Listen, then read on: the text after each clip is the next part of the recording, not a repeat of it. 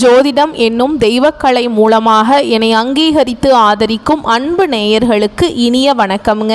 மேஷராசிக்கு இந்த பதிவு மூலம் அப்படி என்னதான் சிறப்பாக இருக்குது அப்படிங்கிறத பார்க்குறதுக்கு முன்னாடி எம்பெருமான் முருகப்பெருமானின் ஆசீர்வாதம் உங்களுக்கு முழுமையாக கிடைக்க நான் சொல்லும் மந்திரத்தை நீங்களும் 3 முறை சொல்லிக்கிட்டே உங்களால் முடிஞ்சதுன்னா கமெண்ட் பாக்ஸில் ஒரு முறை கமெண்ட் பண்ணுங்க.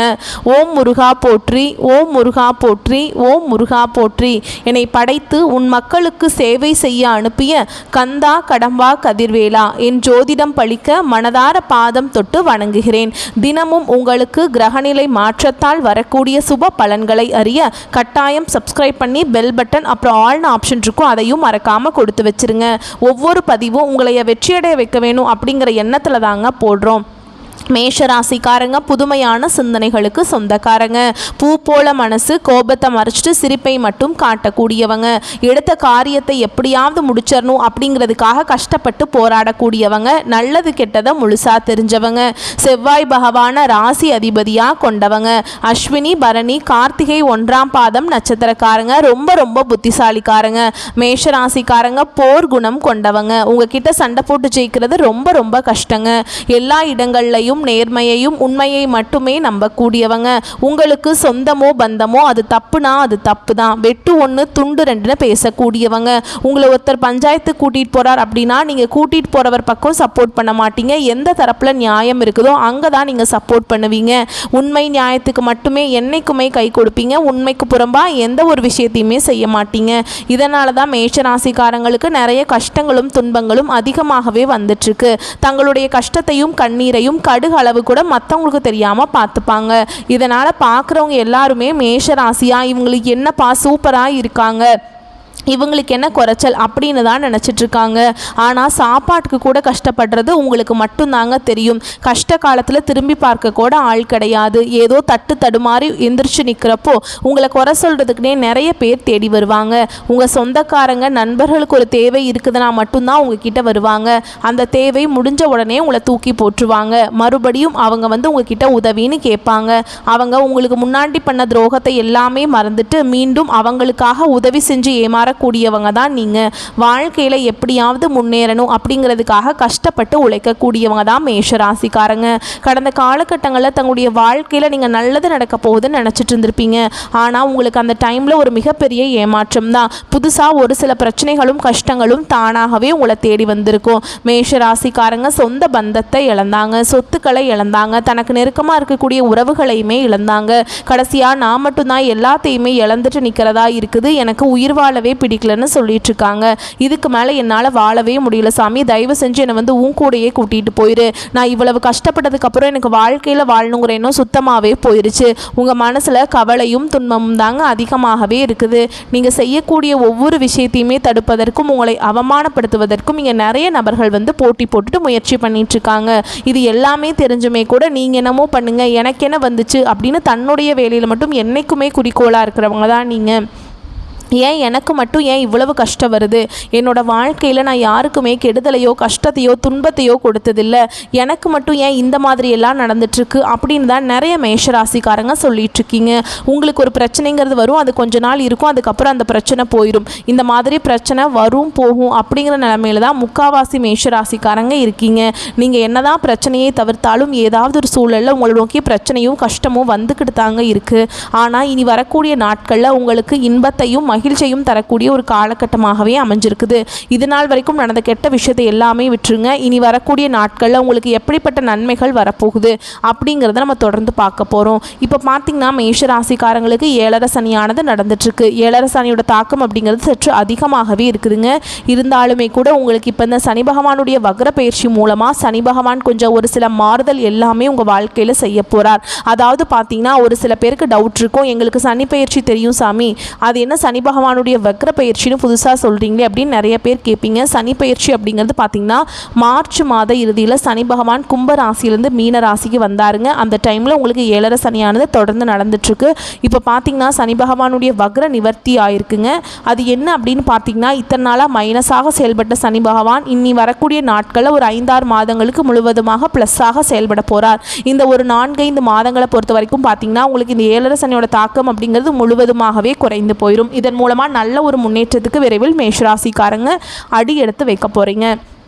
அது மட்டும் இல்லாமல் உங்களுக்கு கடந்த காலகட்டங்களில் நீங்கள் எதையெல்லாமே உங்கள் வாழ்க்கையில் இழந்துட்டு கஷ்டப்படுறீங்களோ அது அனைத்தும் இந்த நாட்களுக்குள்ளே கண்டிப்பாக திரும்ப பெறக்கூடிய வாய்ப்புகளும் அதிகமாகவே உள்ளது. அதுக்கப்புறம் பார்த்திங்கன்னா உங்களுக்கு சுக்கிர பயிற்சியானது ஸ்டார்ட் ஆகிடுச்சு. சுக்கிர பயிற்சி அப்படிங்கிறது பொது பலன்களாகவே இருந்தாலுமே கூட 12 ராசிக்கு நல்ல ஒரு முன்னேற்றத்தை தரும். அதுலேயும் குறிப்பாக மேஷ ராசிக்கு கண்டிப்பாக நல்ல ஒரு முன்னேற்றத்தை சுக்கிர பகவான் நிச்சயமாக உங்களுக்கு செய்து தரப்போகிறார். அதுக்கப்புறம் பார்த்திங்கன்னா இந்த வருட கிரகங்களுடைய மாற்றங்கள் மூலமாக குரு பெயர்ச்சியோட பலன்கள் இத்தனை நாட்களாக மேஷராசிக்கு மட்டும் கிடைக்காம இருந்தது. இனி இந்த வருட கிரகங்களுடைய மாற்றங்கள் மூலமாக குரு பெயர்ச்சியோட பலன்கள் முழுமையாக கிடைக்க போகுது.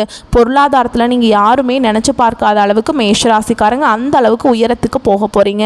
ஏன்னா அப்படிப்பட்ட மாறுதல் பார்த்திங்கன்னா உங்கள் வாழ்க்கையில் விரைவில் வரப்போகுது. கடந்த காலகட்டங்களில் நல்ல ஒரு வேலைங்கிறது கிடைச்சிருக்காது. ஏதோ ஒரு கிடைக்கிற வேலைக்கு ஒரு 10,000 சம்பளத்துக்கோ 15,000 சம்பளத்துக்கோ குடும்ப கஷ்டத்துக்காக பிடிக்காத ஒரு வேலையை இப்போ செஞ்சுட்டு இருந்திருப்பீங்க.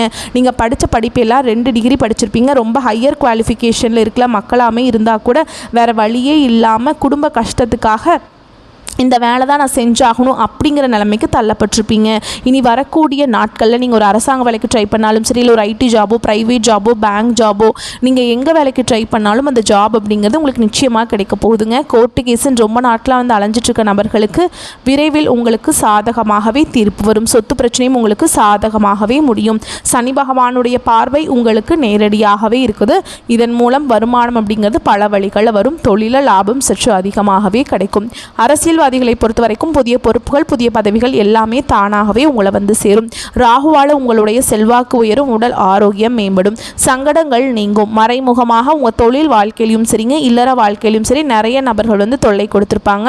இனி அவங்களுடைய தொந்தரவுங்கிறது முழுவதுமாகவே இருக்காது. கடந்த காலகட்டங்களில் நீங்களும் ஒரு கம்பெனியில் இரவு பகல் பார்க்காம உழைச்சிட்டு இருந்திருப்பீங்க. உங்களுடைய சொந்த கம்பெனியாக நினச்சி வேலை செஞ்சுருப்பீங்க. ஆனால் உங்களுக்கு இது நாள் வரைக்கும் சரியான ஒரு அங்கீகாரம் அப்படிங்கிறது கிடைச்சிருக்காது. உங்களுக்கு அப்புறம் வேலைக்கு வந்திருப்பாங்க. அவங்களுக்கு நிறைய சலுகைகள் எல்லாமே கொடுத்து கௌரவப்படுத்தி இருப்பாங்க. ஆனால் நீங்கள் எப்படி வேலைக்கு போனீங்களோ அதே மாதிரி தான் இத்தனை நாட்களாக அப்படியே தான் இருந்திருப்பீங்க.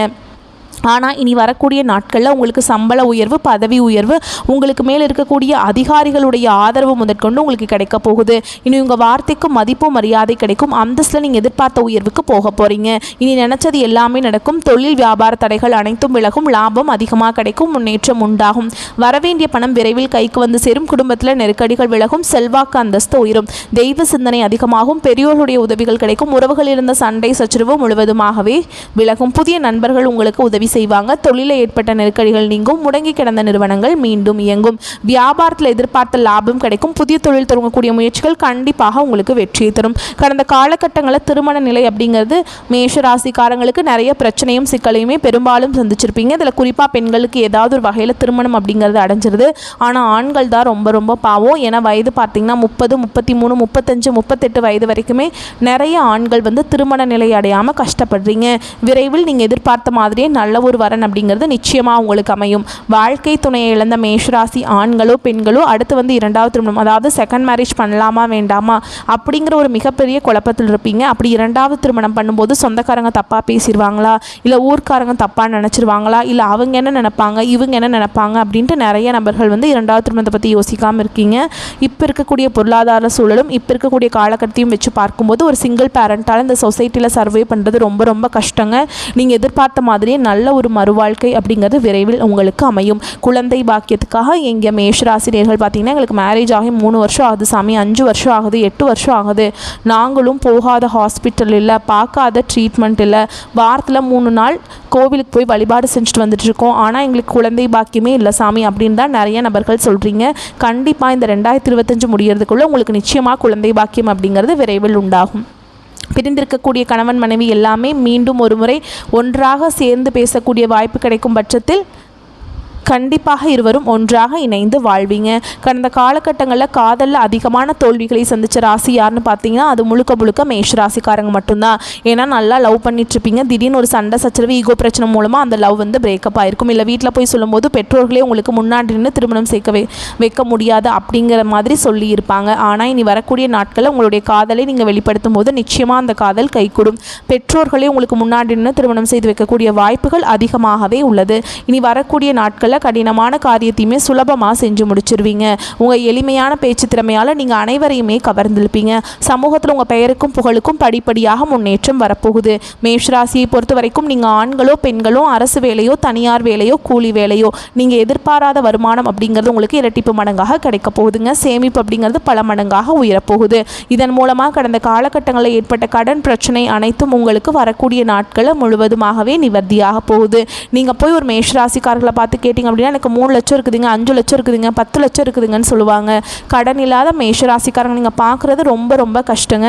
2025 முடிஞ்சு 2026 நீங்கள் அடியெடுத்து வைக்கும்போது ஒரு பைசா கடன் இல்லாமல் அனைத்து விதமான கடனையுமே கட்டி முடிக்க போகிறீங்க. அது மட்டும் இல்லாமல் உங்களுடைய வளர்ச்சி அப்படிங்கிறது வரக்கூடிய நாட்களில் ஒரு மிகப்பெரிய ஒரு அசுர வளர்ச்சியாக இருக்க போகுது. இதன் மூலமாக உங்கள் குடும்ப உறவுகளுக்கும் உங்களுடைய உறவினர்கள் உங்களுடைய நண்பர்களுக்குள்ளேயே நிறைய பிரச்சனையும் சிக்கலும் வர வாய்ப்பு அதிகமாகவே உள்ளது. தவறான நபர்கள் தவறான உறவுகள் என்று தெரிய வரும் பட்சத்தில் அது யாராக இருந்தாலும் சரி, குடும்ப உறவாக இருந்தாலும் சரி, நண்பராக இருந்தாலும் சரி, உடனடியாக அவர்களை விட்டு மேஷராசிக்காரங்க விலகி கொள்வது வரக்கூடிய நாட்களில் ரொம்ப ரொம்ப நல்லது. இல்லாத பட்சத்தில் நிறைய பிரச்சனையும் சிக்கலையும் சந்திக்கக்கூடிய வாய்ப்புகள் இருக்குதுங்க. மேலும் உங்களை பொறுத்த வரைக்கும் இன்னும் விரிவாக பார்க்கலாங்க. உத்தியோகஸ்தர்களை பொறுத்த வரைக்கும் உங்களுடைய திறமைகளை மேல் அதிகாரிகள் கண்டுபிடித்து உங்களை மேல்நிலைக்கு செல்ல முற்படுவாங்க. ஆதலால் அதற்கு குறுக்கே நிற்காமல் அவர்களின் சொல்படி நடந்துக்க பாருங்கள். ஓகேங்களா? அடுத்து வியாபாரிகளை பொறுத்த வரைக்கும் உங்களுடைய தொழிலுக்கு முதல் தேவைப்படுவதால் அரசு வங்கியில் கடன் கேட்பீங்க. அரசு கடன் கிடைத்துவிடும். அதனை வைத்து வியாபாரத்தை விரிவுபடுத்துவீங்க. அடுத்து குடும்ப தலைவிகளை பொறுத்த வரைக்கும் வீட்டிற்கு வரும் தங்கள் கணவரது உறவினர்களிடம் வாக்குவாதத்தை தவிர்ப்பது நல்லது. அவர்களிடம் அமைதி காப்பது மிகவும் சிறந்த ஒன்றுங்க. அடுத்ததாக கலைஞர்களை பொறுத்த வரைக்கும் கலைஞர்களுக்கு கலை நிகழ்ச்சிகளில் கலந்து கொண்டு கோப்பைகளை வெல்வீங்க. வெளியூர் மற்றும் வெளிநாடுகளுக்கு தங்கள் முத்திரைகளை பதிப்பீங்க. அடுத்ததாக மாணவர்களை பொறுத்த வரைக்கும் அரசு தேர்வை எதிர்கொள்ளும் மாணவர்கள் தற்போதிலிருந்தே சிறப்பு பயிற்சி கொண்டு நன்கு படிப்பீங்க. நல்ல மதிப்பெண்களை பெறுவீங்க. உங்களை பொறுத்த வரைக்கும் பரிகாரம் அப்படின்னு பார்த்தோம்னா ஆஞ்சநேய பெருமானுக்கு துளசி மாலை சாற்றி சனிக்கிழமைகளில் வழிபாடு செஞ்சிங்கன்னா வாழ்க்கை வளமாக மாறும். வரக்கூடிய வாய்ப்புகளை மற்றும் கரெக்டாக பயன்படுத்திக்கோங்க. வாழ்த்துக்கள். நன்றி. வணக்கம்.